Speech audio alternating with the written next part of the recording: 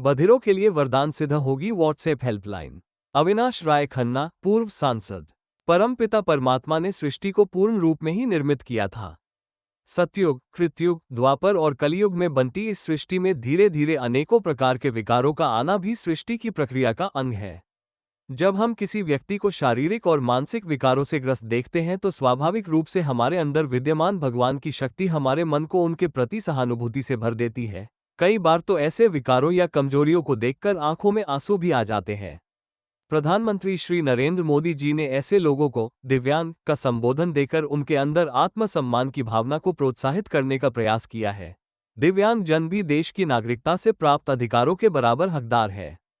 किसी कमजोरी के कारण वे अधिकारों की मांग करने में भीड़ से पीछे छूट सकते हैं।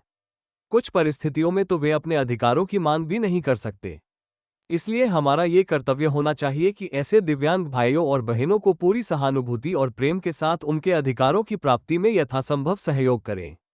मैंने ऐसे भाइयों और बहनों से संपर्क में आने पर यह महसूस किया कि उन्हें जब भी किसी सहायता की आवश्यकता होती है तो वे मोबाइल पर न तो किसी पर बात कर पाते हैं और न ही फोन सुन पाते हैं। इसलिए ऐसे दिव्यांग नागरिकों की सहायता के लिए राष्ट्रीय स्तर पर एक विशेष हेल्पलाइन नंबर घोषित किया जाए, जिस पर आवश्यकता पड़ने पर ये लोग व्हाट्सएप मैसेज भेज सकें। उस हेल्पलाइन नंबर को देखने वाली टीम उनके मैसेज को देखकर संबंधित सरकारी विभागों के साथ उनका संपर्क स्थापित करवाने में सहयोग करे। केंद्र सरकार ने दिव्यांग जनों की सहायता और सुविधाओं के लिए अनेकों योजनाएं और कार्यक्रम घोषित किए हैं, जिनके बल पर उनके जीवन की कई समस्याएं सरलताओं में बदल सकती हैं। कुछ समय पूर्व ही मैंने केंद्रीय समाज कल्याण मंत्री डॉक्टर शून्य वीरेंद्र कुमार को एक पत्र लिखा था कि मूक बधिर दिव्यांगजनों की सहायता के लिए राष्ट्रीय स्तर पर एक विशेष हेल्पलाइन व्हाट्सएप नंबर घोषित किया जाना चाहिए। इसी प्रकार के ज्ञापन मैंने केंद्रीय संचार मंत्री श्री रविशंकर प्रसाद जी को भी लिखा। यही ज्ञापन मैंने पंजाब के मुख्य सचिव को भी भेजा था। इन सब ज्ञापनों की प्रतिलिपियां प्रधानमंत्री श्री नरेंद्र मोदी जी के संज्ञान में भी लाई गई। इन सब प्रयासों का सुंदर परिणाम प्राप्त हुआ जब सामाजिक न्याय और अधिकारिता मंत्रालय के दिव्यांग सशक्तिकरण विभाग द्वारा मुझे सूचित किया गया कि मूक बधिर दिव्यांगजनों की सुविधा के लिए एक व्हाट्सएप हेल्पलाइन नंबर 8929667579 निर्धारित किया गया है। इस नंबर से किसी भी दिव्यांगजन का सीधा संपर्क उक्त विभाग के साथ हो सकेगा। इसके अतिरिक्त इस विभाग की वेबसाइट www.depwd.gov.in पर उपलब्ध कोड को स्कैन करके भी विभाग के साथ संपर्क हो सकता है, जिसे इस विभाग के विशेषज्ञ सांकेतिक दुभाषिया विशेषज्ञ के माध्यम से दिव्यांगजनों की समस्याओं को समझकर उनकी सहायता की जा सकेगी। मैंने इसी आशय की एक याचिका लोकसभा की याचिका समिति के समक्ष प्रस्तुत कर दी है।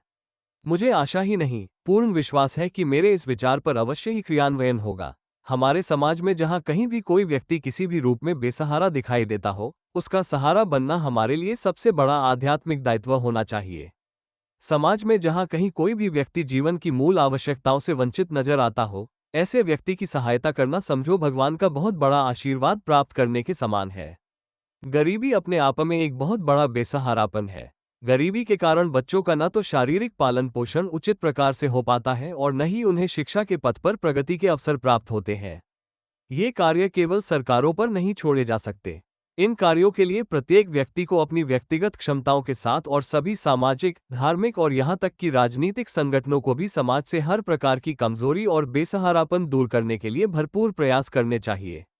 हमारा भारत मूलतः एक आध्यात्मिक देश है। हमारे महान दिव्य संत पूज्य गुरु नानक देव जी ने तो यहाँ तक प्रेरणा दी है कि गरीब के मुख में रोटी का ग्रास डालने का अर्थ है भगवान की गोलक में डालना।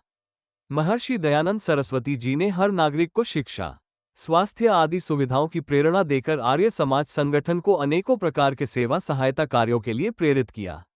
राज्य सरकारों के साथ साथ जिला और पंचायत स्तर तक हर सरकारी विभाग में अधिकारियों और कार्यकर्ताओं को इस विषय पर विशेष रूप से प्रेरित रहना चाहिए कि उनके किसी भी कार्य में सामान्य जनों की दौड़ में कोई बेसहारा छूट न जाए।